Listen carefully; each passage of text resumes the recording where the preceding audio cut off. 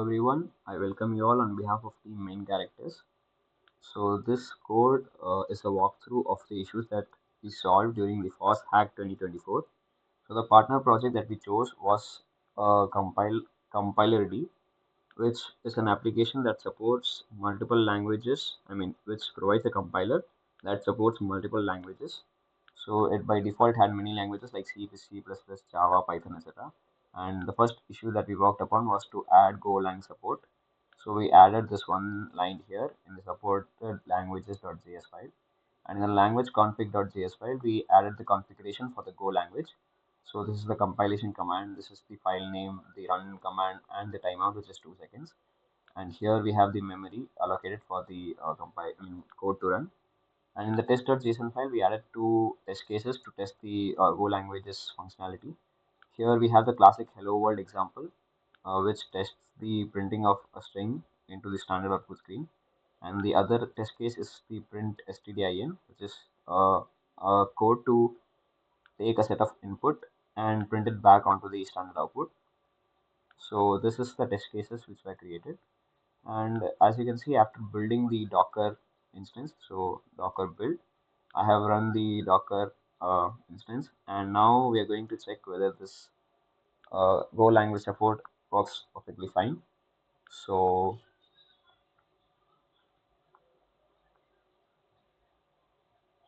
we'll just have a look if it actually works fine.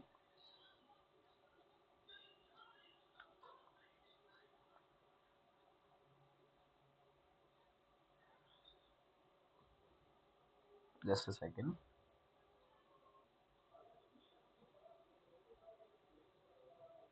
Okay, so as you can see here, this is the body for the JSON, for the API.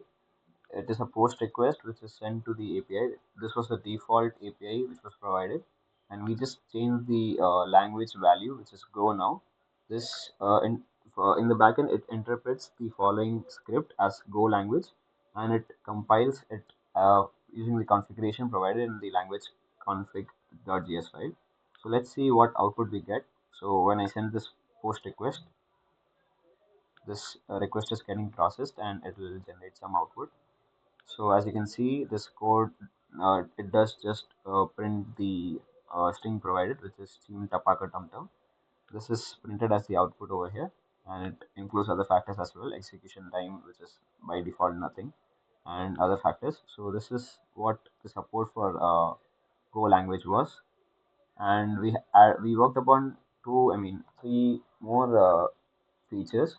One of them was TypeScript support, which is same as the Go language support, and we also added a front end. As you can see, I'll just show you. So we included this web thing. I'll just show you how it works. This is a simple web page to execute the code using the a drop down. As you can see, I can choose my own language and code. So let's say I use print hello and then run code. This prints it back, and I can switch languages to my convenience. Console.log, I'm sorry, log hola. So it works perfectly fine if we use multiple languages. So that is what the second issue was, adding a simple front end. Notice that neither Golang or TypeScript has been added because we solved the issues separately, not one upon the other. So this is what we worked upon.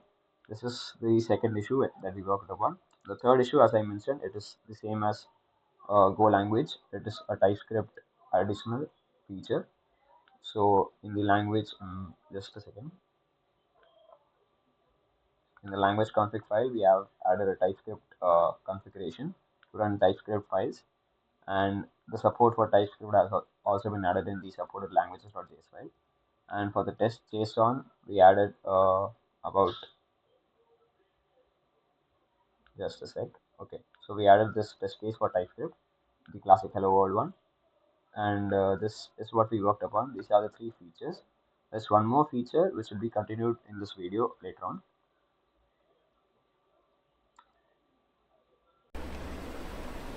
apart from all the issues, we thought of adding an additional language to the compiler D application, which is Rust. As Rust is getting popular recently, we thought of adding Rust support to the application. As you can see, I'm running our Docker image here associated with the compiler D application.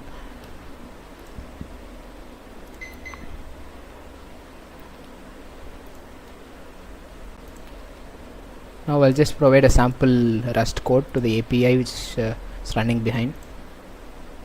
You can see the Rust code is perfectly fine. You can also run the test cases which provided in the code, which is nothing but this test JSON, which contains of all the required test cases for Rust.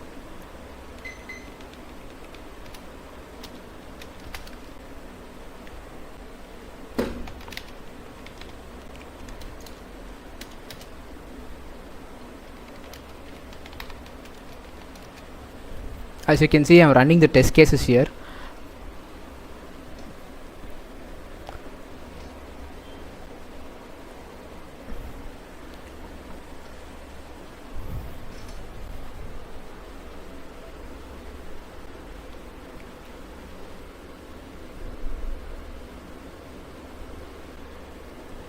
As you can see, actually the OpenAI API key hasn't been updated, so it shows which is not our issue here.